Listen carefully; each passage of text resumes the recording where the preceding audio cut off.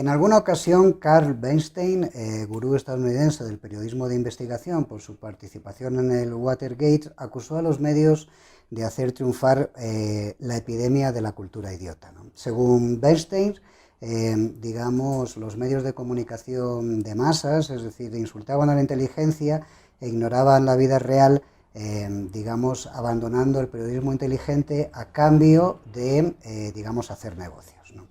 En este sentido, la actual crisis que vive el periodismo a nivel global no es solo consecuencia de la disrupción tecnológica o de la caída del modelo de negocio sectorial, sino que también tiene que ver con, digamos, las lógicas en las que ha entrado el periodismo moderno: prostitución informativa, manipulación de la información y el desgaste sufrido sobre la idea de objetividad del periodismo, dadas sus vinculaciones con determinados grupos de poder económicos y fácticos, ¿no? De esta forma, el periodismo, o los periodistas más bien, se han convertido en actores políticos en muchos casos, al servicio de determinados intereses y que están inmersos dentro del tablero de juego de la Realpolitik nacional, lo que hace que el revelar los acontecimientos que cotidianamente suceden en la política, digamos, sea un objetivo que ha quedado en segundo plano, ¿no? En paralelo, los medios masivos se han convertido en espacios de posicionamiento de las ideas hegemónicas, ¿no? Aburridos, tertulianos, influencers, opinadores, es decir, al servicio muchas veces de grandes corporaciones y en muchos casos también de determinadas siglas políticas, dejan poco margen para el pensamiento crítico y ciudadano, ¿no? Digamos que el tiempo le dio la razón a Oscar Wilde cuando dijo que hay mucho que decir en favor del periodismo moderno, y uno de los valores reseñables es que nos da la opinión de los ignorantes, lo cual nos conecta con esta ignorancia existente, digamos, en el plano de la sociedad en general. Nos bombardean día a día con noticias amañadas para ocultar la verdad. Desde capital salvaje, la prensa, manipulación, televisión y radio, desinformación. No, que es religión, no, lo decide un comité de autores pagados al servicio del poder. Prensa, manipulación, televisión y radio, desinformación. Objetividad, un invento del dinero, libertad de expresa es libertad del anunciante. Prensa, manipulación, televisión y radio, desinformación.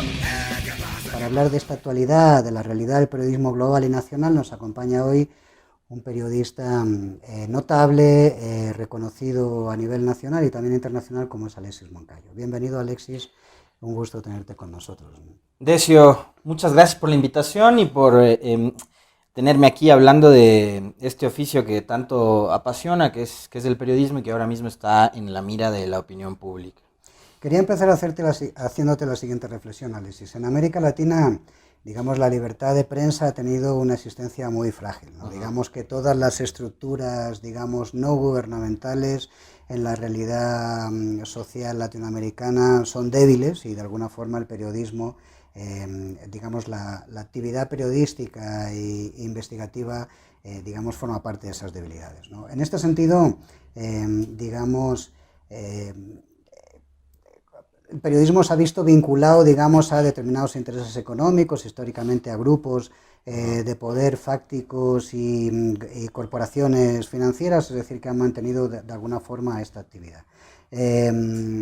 Si hablamos del plano ecuatoriano, quizás lo más interesante sería señalar que una de las debilidades del periodismo a nivel nacional posiblemente sea la estructura de ese periodismo. Existe, digamos, medios de comunicación, digamos, existe pluralidad política entre los medios de comunicación. Hay unos que responden a unos intereses, otros a unas ideas, otros a determinados, o sea, a diferentes opciones políticas o sensibilidades políticas, pero, digamos, lo que no suele haber dentro de los medios de comunicación es independencia respecto a los periodistas. Los periodistas se deben, digamos, a una lógica concreta, que es la que tiene que ver con ese medio de comunicación. En ese sentido, digamos, recuerda aquella frase de Abbott Lieblin, que decía esto de que la libertad de prensa está garantizada solo para los que tienen medios de comunicación, ¿no? Y te pregunto, ¿no? ¿Esto tiene arreglo?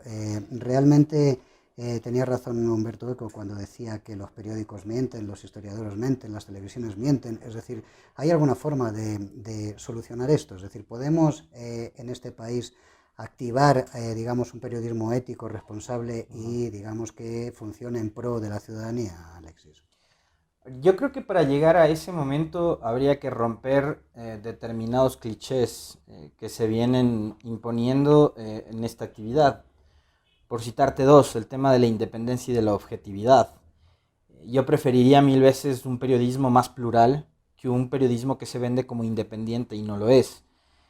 Preferiría un periodismo que a través de un canal de televisión, un periódico, una radio, me permita escuchar la mayor cantidad de voces, de diversas tendencias, a un periodismo que, inclinándose por una de ellas, se vende como independiente, libre y objetivo. Creo que hay que ir hacia ese camino de quizás ya de frente, con mucha más solvencia y enjundia, probablemente hasta tomar postura, porque caso contrario seguimos, digamos, trabajando en una actividad que parecería ser impoluta, que se vende alejada de los grandes poderes, cuando realmente no es así. El periodismo siempre está relacionado con el poder político, siempre está relacionado con el poder económico. Hay familias que han hecho sus fortunas a través de la comunicación, hay emporios mediáticos que pertenecen a banqueros, a empresarios, a grupos de poder político y económico. Entonces, los medios de comunicación siempre han tenido que batallar con ese pequeño inconveniente, ¿no? Que es el estar tan relacionado con la política que a ratos uno también se pone a pensar, hay determinados medios, ahora también algunos digitales, que nacen al calor de una campaña política como parte de la plataforma de un movimiento, de un candidato. Entonces, creo que el momento es muy crítico, es bastante difícil el poder entender hacia dónde va el periodismo en Ecuador, en América Latina, en el mundo entero. Y creo que particularmente en lo que tiene que ver con Ecuador, sobre todo, y tú que te dedicas mucho a la consultoría política, a los estudios sociales, creo que eres uno de los que mejor lo ha entendido. Eh, Octubre significó un rompimiento, una ruptura en la sociedad ecuatoriana, en donde uno de los sectores más perjudicados precisamente fue el del periodismo y el de los medios de comunicación. O sea, medios de comunicación que venían arrastrando una crisis de credibilidad, no de hace 10 años, de la época de Correa y de que Correa les invitó a subirse al ring y a pelear permanentemente, no, desde hace mucho tiempo atrás. La crisis de los medios viene cada vez profundizándose y creo que en octubre eso se evidenció muchísimo más. Con temas incluso hasta epidérmicos, ¿no? Con actitudes de los propios reporteros que obedecían órdenes de sus directores, de negarse a brindarle la oportunidad a la gente de expresarse. Entonces, tengo entendido yo, porque me lo han contado colegas periodistas, reporteros de medios de comunicación, que ellos tenían la orden de que cuando la gente empieza a hablar mal del gobierno de Moreno, de inmediato retirarle el micrófono, o esas opiniones no sacar en los noticieros. Vimos esas imágenes, de hecho, ¿no? Todos lo vimos, exactamente, yo no me la estoy inventando. Entonces, creo que hay que replantearse también otro tema que para mí es fundamental, y es el de la renovación. A ti que te gusta mucho el fútbol, cuando llega un nuevo director técnico a la selección, se habla de lo primero, la renovación, ¿no? Te quedas con los de la leva del mundial anterior, o si tienes que empezar a buscar a nuevos elementos. Creo que también debería pasar por ahí. O sea, en el Ecuador hemos visto durante muchísimos años referentes del periodismo que en este último tiempo no les ha importado por el sesgo político del medio y el suyo propio, poner en riesgo incluso su carrera en el periodismo, pero sosteniendo cosas que no solo le hacen mal al medio, que no solo le hacen mal a esa persona y a su carrera, sino que le terminan haciendo daño al país. Entonces, tú tienes ahora un gobierno con el 93% de rechazo y tienes medios de comunicación de igual manera con un rechazo muy, muy grande. Y creo que tiene que ver con ese relacionamiento que ha habido en los últimos años de medios y gobierno. Entonces, pecan, no sé si de inocentes o sus intereses les obligan a pactar y a sostener mentiras, a sostener cosas a ratos medio absurdas y ridículas, como aquel cuento del puente a la nada, que yo siempre lo cito como un ejemplo. Y después los periodistas dicen, no, ¿y por qué tengo que retractarme o por qué tengo que corregir aquello si esa información me la dio el gobierno? Entonces, pero no era tu obligación verificar, contrastar, ir al lugar, ver si es que el puente en realidad conducía a algún lugar o te llevaba a la nada. No, esa información me la dio el gobierno y la pasé tal cual. Entonces digo, creo que hay que hacer un mea culpa también y hay que ser autocríticos.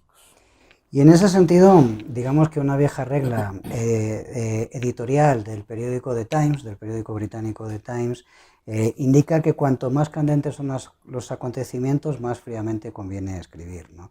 Creo que si esto lo bajamos al Ecuador, lo situamos, lo bajamos a tierra al Ecuador, lo que vemos es que funciona sobre este axioma, digamos, una regla inversamente proporcional, ¿no? Es decir, aquí, digamos, cuanto más candentes son los acontecimientos, mayor opinan los periodistas, más hígado le meten a la información, digamos, utilizan el insulto, el desprestigio del oponente, etcétera, ¿no? Digamos, como lógica informativa, ¿no? Decía Bové-Méry, el fundador de Le Monde, en alguna ocasión decía este hombre que la objetividad es imposible en el ámbito del periodismo, pero hay una regla sagrada y es jugar limpio con el lector, ¿no?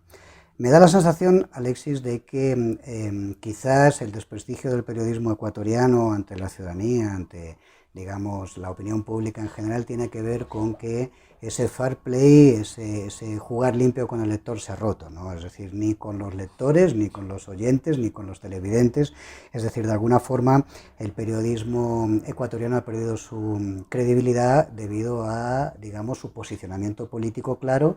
Tú bien decías en este caso, en este gobierno en concreto, es decir, en alianza con el gobierno, muchos de los medios de comunicación en sintonía con, digamos, actores políticos concretos, es decir, hay medios de comunicación que claramente trabajan para líderes políticos de oposición o gubernamentales, etcétera, y evidentemente periodistas que son voceros de opciones políticas.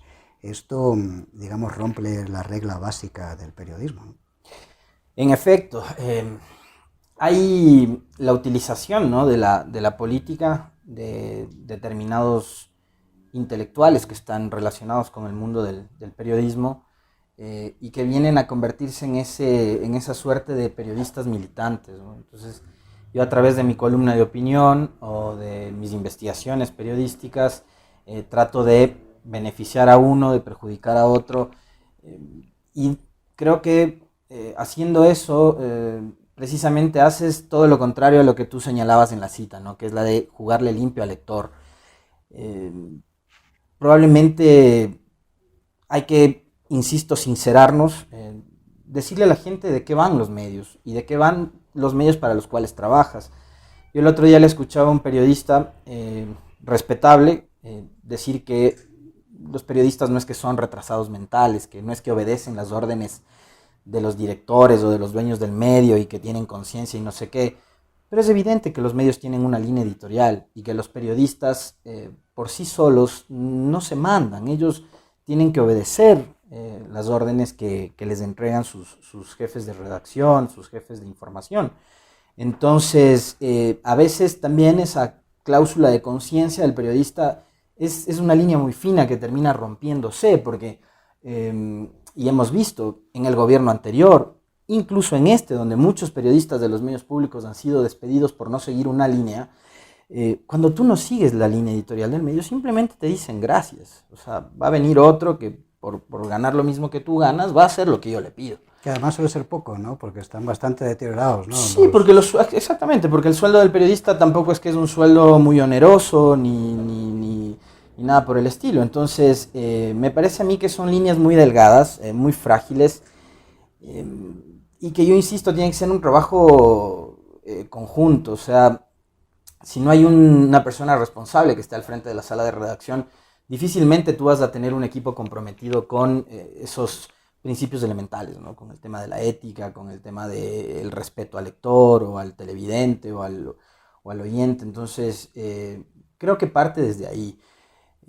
Había un tema que planteaba la ley de comunicación que fue aprobada durante el gobierno anterior, que es probablemente de las pocas cosas realmente buenas y a destacar de aquella ley, que es la de que los medios deberían tener códigos deontológicos, ¿no? Que son, digamos, principios elementales, básicos para la profesión. Quizás sobre eso habría que seguir trabajando o insistiendo para que se conviertan en decálogos de lo que tiene que hacer un periodista. Pero creo que, y de ahí también traigo nuevamente a a debate el tema de la renovación. ¿Por qué no refrescar las salas de redacción? En el periodismo vemos, digamos, gente ya con muchos años, con mucha trayectoria, y detrás una generación nueva de periodistas que está, digamos, por la falta de espacios en los medios tradicionales y también porque hay una evolución tecnológica incursionando en otro tipo de plataformas, pero también es por la falta de espacios en los medios tradicionales, porque digo, si a ti que eres un periodista joven te dan la posibilidad de producir o de conducir o de dirigir un programa de televisión, yo creo que todos estarían en capacidad de hacerlo. La experiencia se va ganando con los años, tampoco es que tú de la noche a la mañana te convertiste en el gran referente de la televisión, ya eres Larry King, ¿no? Pero los jóvenes ahora, por esa falta de espacios también, tienen ahora estas oportunidades y estas posibilidades. Aquí estamos en un set de televisión y probablemente a través del canal de YouTube vamos a tener más audiencia de lo que tiene un canal de televisión tradicional a través de su frecuencia. Nos van a ver en todo el mundo. Entonces, estas nuevas plataformas también yo creo que tienen que hacerle repensar a los medios tradicionales hacia dónde debería ir el periodismo. Y ahí, por ejemplo, yo te planteo una inquietud que me hacían hace unas semanas, y es, ¿cómo vemos el periodismo de aquí en 10 años? O sea, ¿cómo veo yo el periodismo ecuatoriano en 10 años? No lo sé.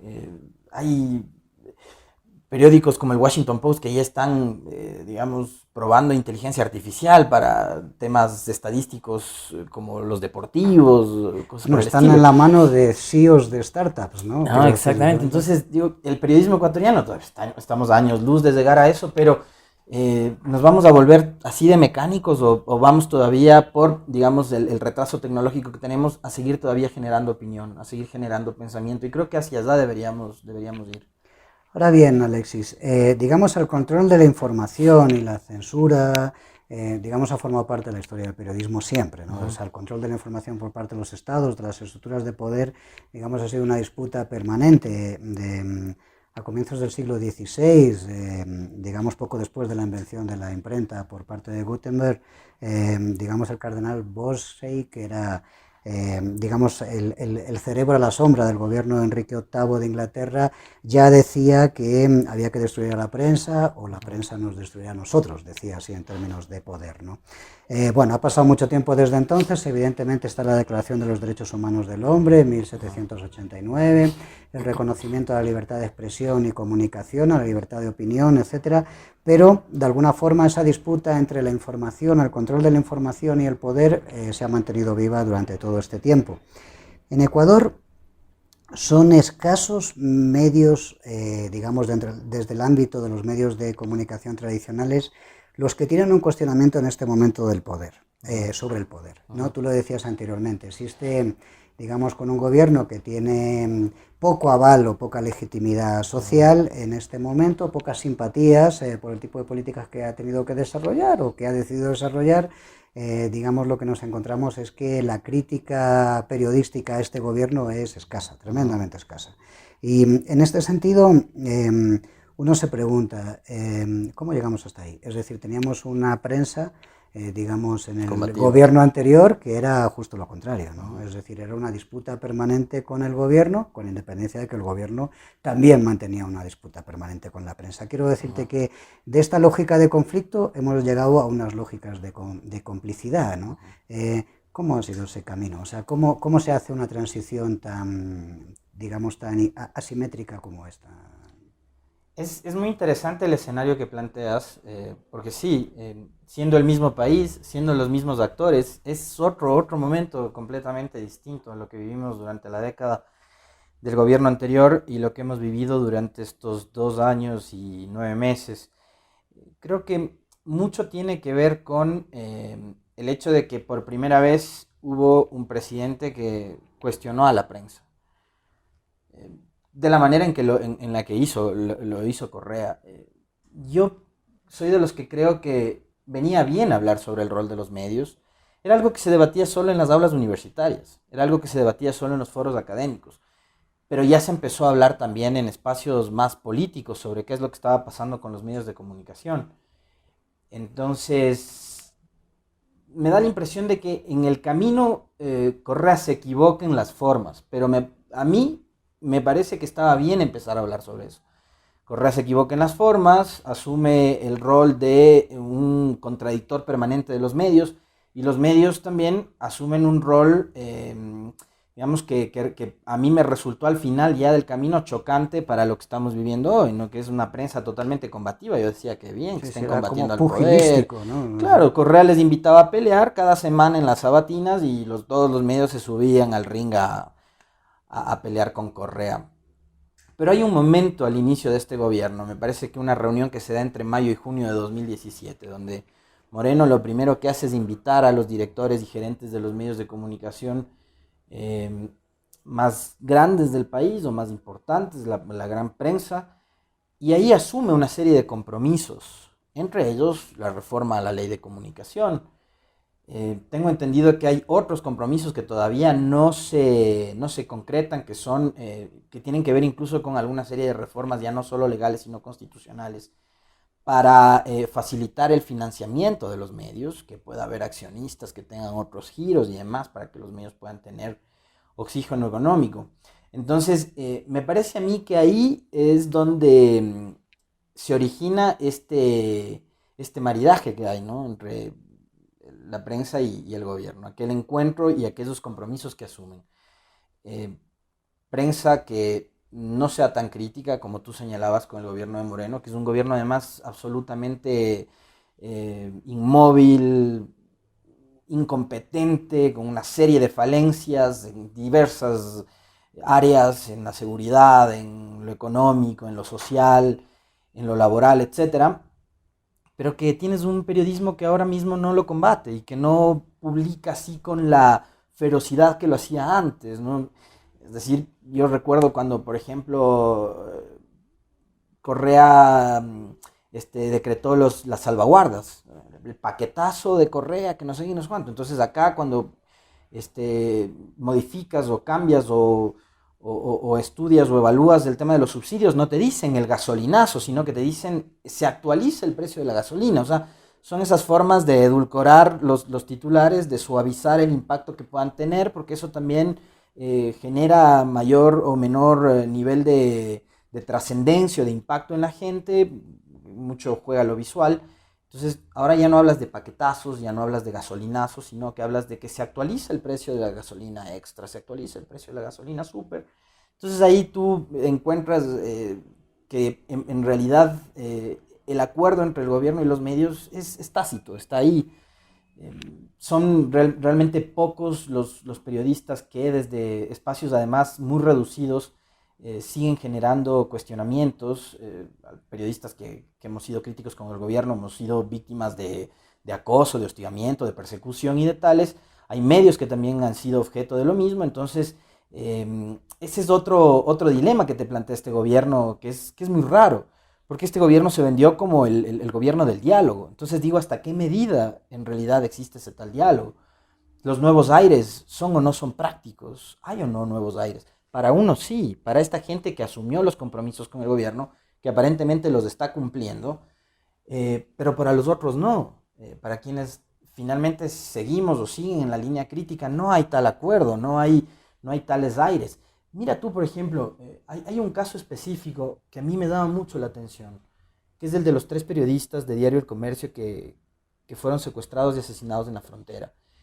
Más allá de los plantones y de la ola de solidaridad que surgió en los días del secuestro y días después, yo no he encontrado de parte del gremio periodístico un acompañamiento a los familiares que exige al gobierno que transparente la información.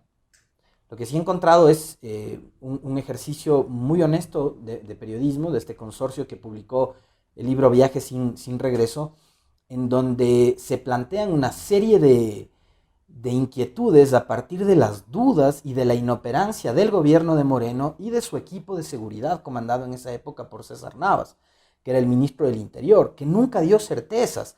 Por un lado había autoridades que decían, sí estamos negociando con los narcotraficantes para liberar a los compatriotas, y por otro lado decías, no vamos a negociar con criminales como estos, ¿no? Entonces digo, pero ¿y después qué pasó? O sea, si tú comparas la ola de solidaridad, que además a mí me resulta que es muy selectiva, en Bueno, torno... es corporativista, ¿no? Claro, sí, totalmente corporativista. La ola de solidaridad que hubo alrededor de los autores del libro El Gran Hermano que fueron enjuiciados por Correa, a mí me parece injustamente, porque además fue un tema asimétrico, ¿no? El poder, el hombre más poderoso del Ecuador en contra de dos periodistas. Y el tema del comercio. Todo lo que hubo alrededor, toda esa plataforma de organizaciones no gubernamentales, de gremios periodísticos, profesionales, etcétera, etcétera, a favor del universo y a favor de los autores de... ¿Por qué no pasó lo mismo en un tema muchísimo más humano, como el acompañamiento a los familiares de los 3 periodistas de Diario El Comercio que fueron secuestrados y asesinados en la frontera? O sea, a mí eso sí me llama mucho la atención. ¿Por qué? Porque evidentemente hay un acuerdo de no agresión, de mantenerse así. ¿Para qué? Para evitar el retorno del dictador, del autoritario, del prepotente que era Correa, ¿no? Entonces, que ese además es otro problema muy, muy grave que yo encuentro en nuestro país, más allá solo del periodismo, sino ya en general, que es haber pasado 2 años y más hablando de un solo actor político. Seguimos enfocados en Correa, no ha habido día en que las redes sociales Rafael Correa no sea tendencia en este país, y todo promovido por la gran prensa y el gobierno. ¿Y el país? ¿Y la economía? ¿Y el empleo? ¿Y el desempleo? ¿Y la inseguridad? ¿Por qué no hablamos de eso? Pero sigues hablando de Correa, Correa, Correa, y Correa sigue siendo tendencia por culpa y por, digamos, culpa compartida entre prensa y gobierno. Claro, parece que hicieron de su existencia el no ser, ¿no? El de la desaparición del gobierno anterior, de alguna forma, ¿no? Te quería preguntar, más allá de lo político, digamos, los medios de comunicación, el periodismo, tiene un reto que es el desarrollo de las nuevas tecnologías y lo que esto ha significado, digamos, en redes, etcétera, como espacio de competencia, si me permites la expresión, digamos, con respecto a la transmisión de información, ¿no? Puede haber una transmisión de información menos profesional, etcétera, es decir, pero de alguna forma la gente está apostando por las redes sociales como el mecanismo, digamos, de adquisición de información o de transmisión de información. Sin embargo, más allá de esta coyuntura concreta que atraviesa la prensa y sus modelos de negocio en este momento, Alexis, es una realidad también de que existe un deterioro, digamos, enmarcado en la precariedad laboral del periodismo a nivel global, ¿no? No solamente en Ecuador, sino a nivel mundial. Es decir, que los periodistas han sido fuertemente precarizados, digamos, hay mucha gente que trabaja freelance, se paga poco, se utilizan, digamos, jóvenes con poca experiencia, pasantías, etcétera, digamos, para hacer periodismo. Esto de alguna forma también ha bajado la calidad del periodismo, ¿no? O sea, una parte de los problemas que atraviesa el periodismo, más allá de lo que tiene que ver con lo político o de sus complicidades con el poder, no tiene que ver también con que el periodismo de hoy tiene una calidad inferior a periodismos que hemos conocido en la segunda mitad del siglo XX. Creo que sí, creo que sí. No, no está bien remunerada la profesión, eso es real. Se intentó regular vía ley, recordarás tú también, fijar tarifas para los ingresos de periodistas profesionales, de periodistas que todavía no tenían título. Esa fue una de las cosas que el gobierno se comprometió a cambiar con los medios. Yo recuerdo claramente decir al presidente de la Asociación Ecuatoriana de Radiodifusión, Núcleo de Pichincha, en la Comisión de Derechos Colectivos, donde se estaba tramitando la reforma a la Ley de Comunicación, que era necesario revisar las tarifas de los salarios de los periodistas, porque los medios no estaban en posibilidad de pagarles un sueldo de $800 al que tenía título y de 600 al que no tenía, ¿no? Entonces él decía, claro, los medios regionales, los medios provinciales no están en esa capacidad y no sé qué, no sé cuánto. Entonces ahí tú tienes estos modelos del pago con cupos publicitarios y de tales, ¿no? Entonces es indudable que eso también va en detrimento del quehacer periodístico, no contar con una plana de periodistas profesionales formados académicamente y de tales, ¿no? Entonces sí tiene que ver mucho con la falta de capacitación que también les dan los medios de comunicación a los periodistas. Probablemente tiene que ver también con, digamos, que que es un mercado muy pequeño. Probablemente los grandes canales de televisión o los grandes periódicos sí están en capacidad de enviar a sus periodistas a hacer cursos, ya sea en el exterior o acá mismo, ¿no? Asistir a talleres, pagarles maestrías o cosas por el estilo. Pero ¿y qué pasa con los medios más pequeños? ¿Qué pasa con las radios, por ejemplo? Entonces, ahí tú sí tienes estos modelos en donde de alguna manera se deslegitima el trabajo y el oficio. Con respecto a lo otro, lo primero que citabas en la pregunta, la irrupción de las nuevas tecnologías digitales, creo que ahí hay que tener mucho cuidado, porque si bien ahora tenemos un exceso de información, un bombardeo de información permanente, ya no necesitamos comprar el periódico el día siguiente para enterarnos de lo que ocurre, porque con las redes sociales y la internet estamos informados al momento. Hay que tener mucho cuidado con las famosas noticias falsas, ¿no? Estas fake news que se llaman o paparruchas. Hay que tener mucho cuidado con eso, porque incluso periodistas y medios han sido susceptibles de caer en la trampa de las mismas. Es indudable, hay casos incluso emblemáticos, el de Donald Trump, ¿no? O sea, los propios actores políticos son promotores de esas noticias falsas que persiguen un objetivo, ya sea deslegitimar o desprestigiar a tu contrincante o a una institución y demás.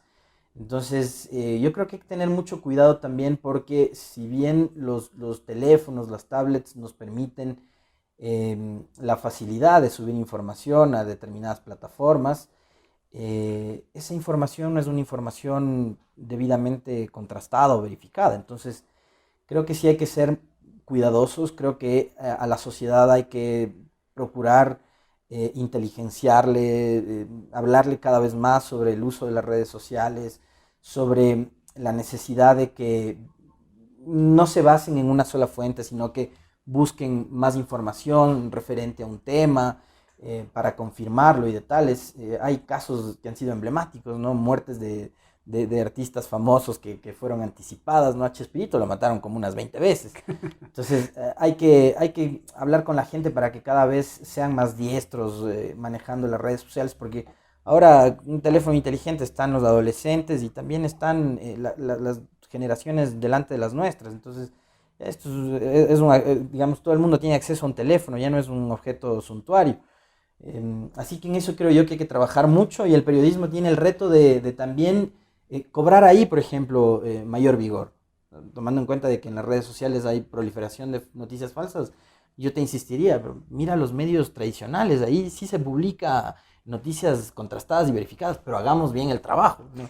Pero es una rosca, ¿no? Porque de alguna forma es verdad que el desarrollo de las nuevas tecnologías ha generado un problema, digamos, en el modelo empresarial periodístico. Quiero decir que el periodismo no termina de encontrar el modelo de rentabilizar el desarrollo tecnológico, ¿no? La información en redes sociales, etcétera.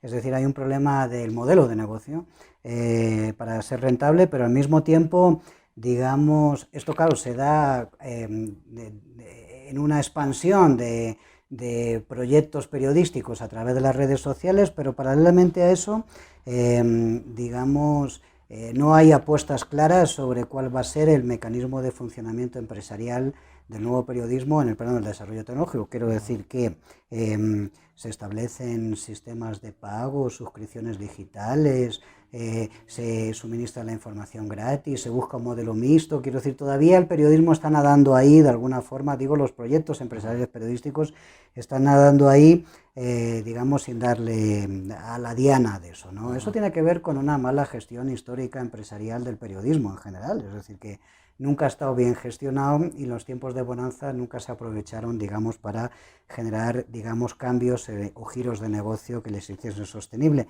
Y aquí hay un problema, ¿no?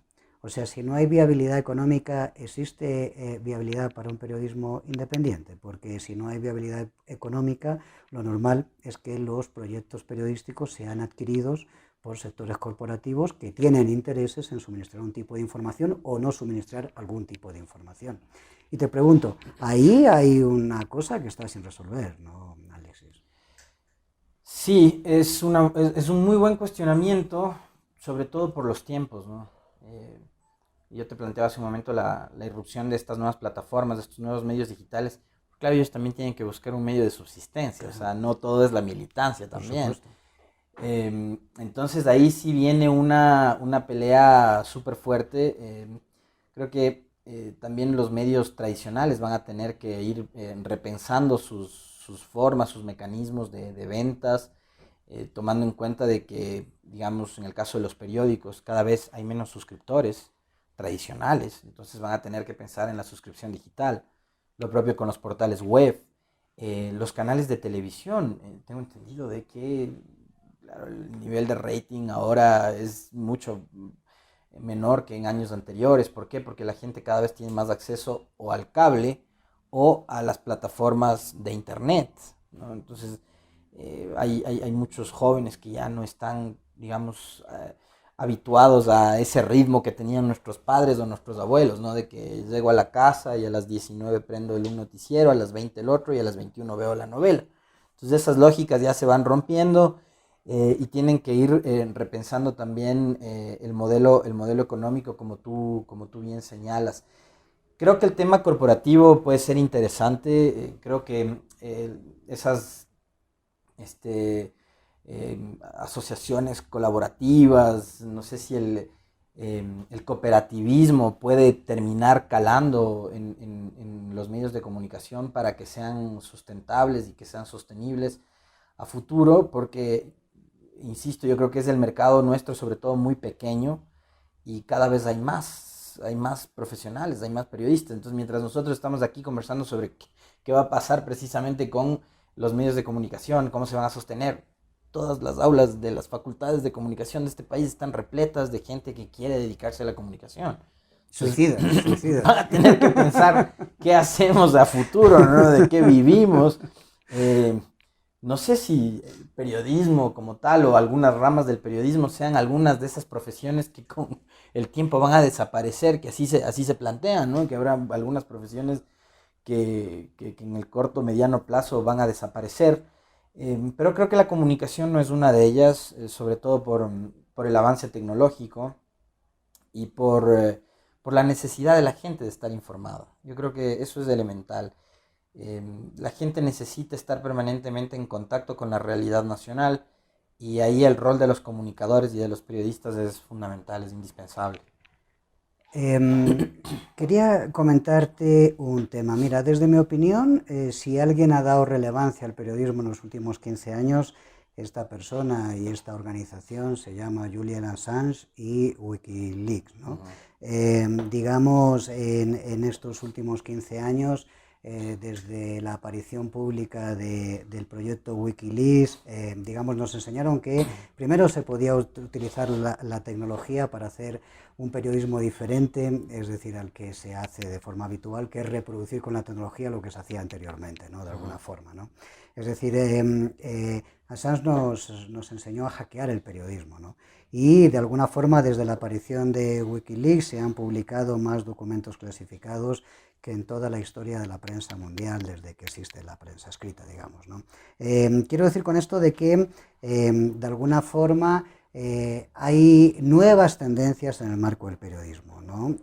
Digamos, hay nuevas modalidades de hacer periodismo, desde el hacker periodismo de Wikileaks o de Julian Assange, que lo está pagando el hombre con creces en este momento, es decir, hasta modelos comunicativos sostenidos bajo proyectos de crowdfunding, con luego sistemas de pagos, ¿no? Por suscripción, para acceso a la información. Existen esos periodismos más innovadores del Huffington Post o del Newser, ¿no? De alguna forma esto se combina con ese viejo periodismo que todavía existe y que hace que los lectores o los seguidores de Fox News, es decir, sigan creyendo que en Irak hoy en Irak hoy todavía sigan creyendo aquel cuento de que había armas de destrucción masiva, ¿no?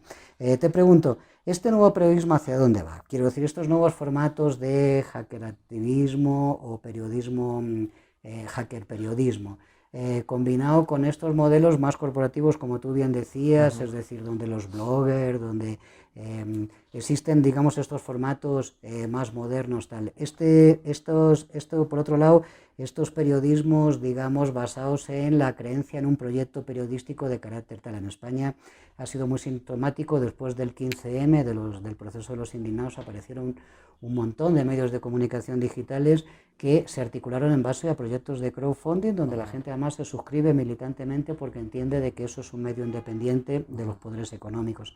Este tipo de cosas, digamos, abre una brecha, ¿no? Que genera como cierta ilusión. Sabemos que es limitado en el mundo del periodismo, pero de alguna forma aparece un periodismo combativo, diferente, ¿no? Dentro de este marco de cosas de las que hablábamos, ¿no? ¿Se le puede apostar a eso, Alexis? ¿Es posible eso, por ejemplo, en el Ecuador?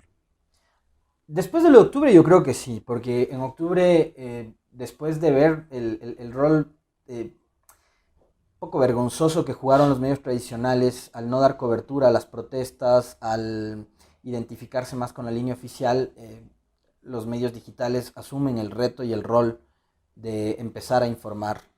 Creo que muchos de ellos, muchos lo hicieron bien, otros quizás por la falta de tecnología, de equipos, de aparatos, incluso también por un tema de inexperiencia, pudieron haber cometido algún que otro error, pero el intento lo vale por lo menos. Entonces, creo que después de lo de octubre los medios digitales ganaron fuerza en nuestro país. Creo que puede ser una buena opción, una buena oportunidad para que la gente tenga, digamos, un contrapeso también que se perdió con el cambio de modelo de los medios públicos, que finalmente en nuestro país ni con Correa ni con Moreno los medios públicos eran públicos, aunque hubo un intento, pero no, se perdió ese intento. Yo no sé qué va a pasar con ese proyecto.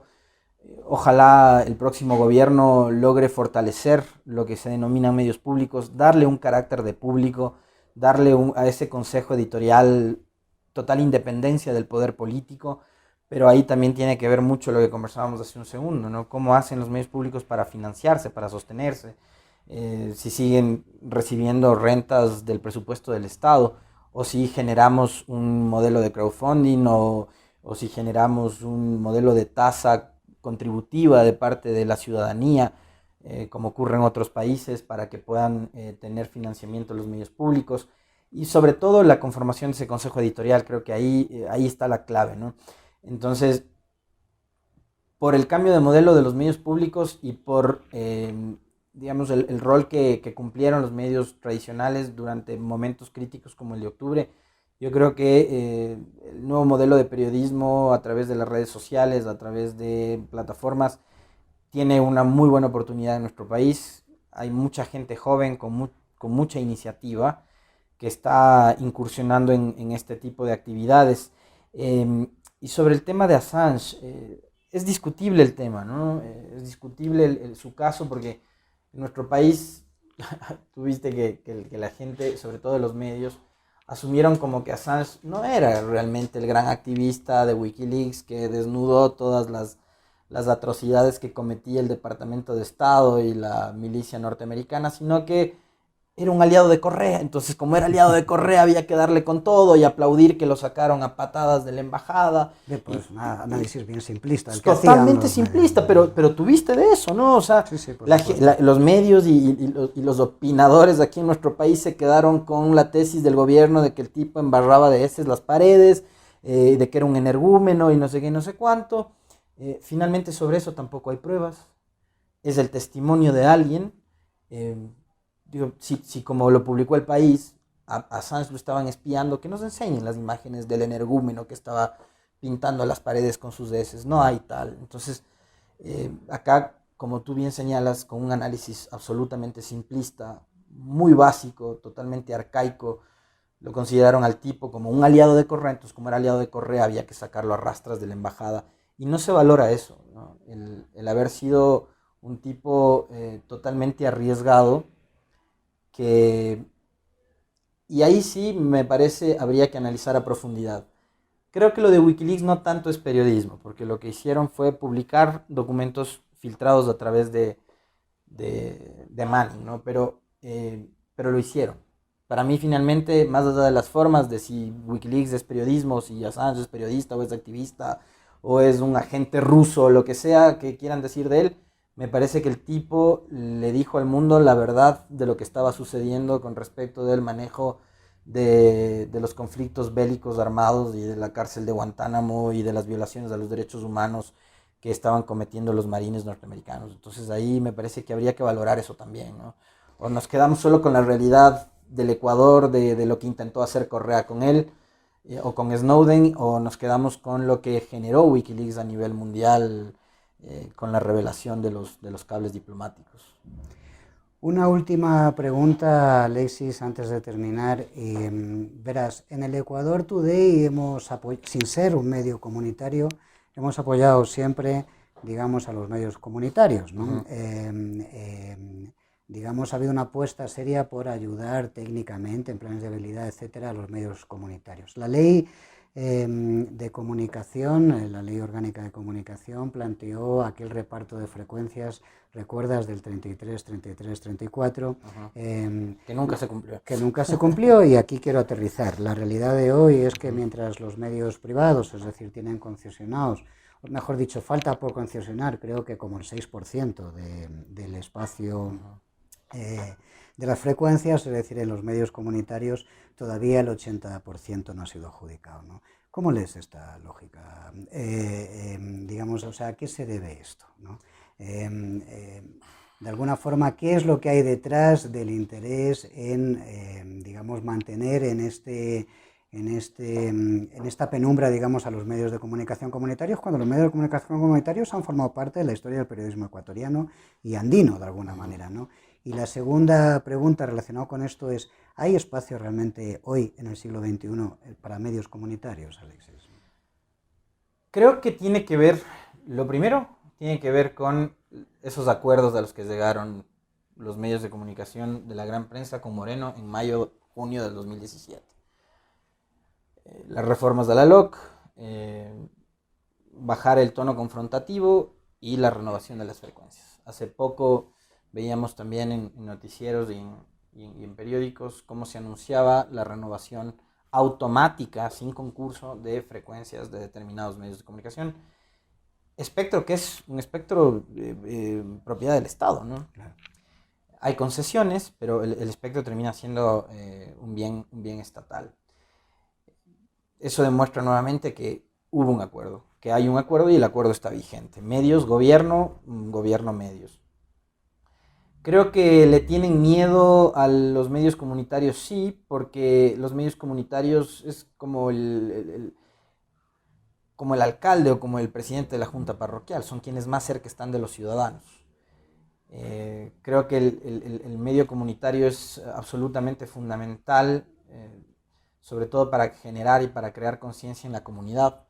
Y creo que a eso también el establishment le tiene mucho miedo.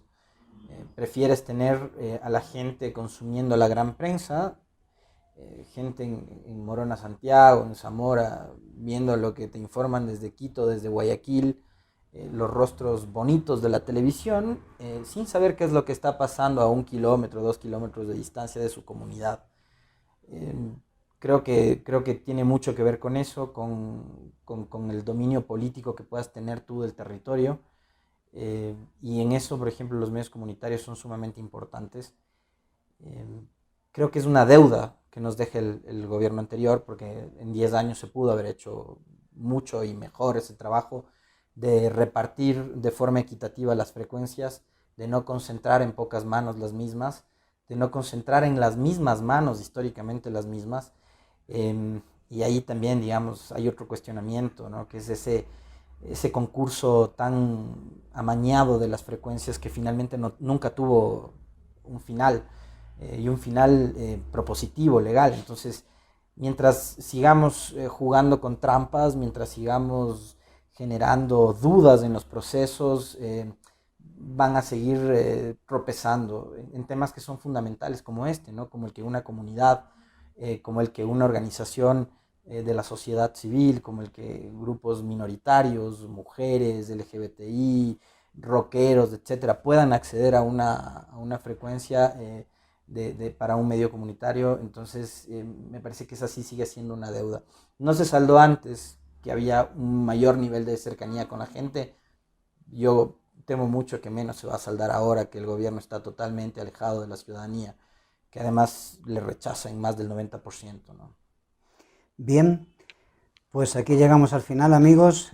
Unos lo llaman el cuarto poder, otros un espacio de contrapoder, otros dicen que es fundamental para el funcionamiento de las democracias representativas o liberales, pero lo cierto es que estamos, digamos, en un ámbito, en un eje de intervención que está en crisis, digamos, en crisis global, ¿no? Es decir, desde la precariedad de los periodistas, de la gente, del cuerpo humano, del capital humano que compone el periodismo, hasta, digamos, el desarrollo de las nuevas tecnologías o la democratización a la información que conllevan las redes sociales, etcétera. Quiero decir, ha puesto, digamos, esta lógica del periodismo en crisis y por este mar de marejada vamos atravesando en este momento. Muchas gracias, Alexis, por compartir tus reflexiones con nosotros. Así es. Un gusto siempre poder hablar contigo y, digamos, les esperamos para el próximo capítulo de Líneas de Fuga, en el que abordaremos una temática absolutamente diferente. Gracias a todos y hasta la siguiente.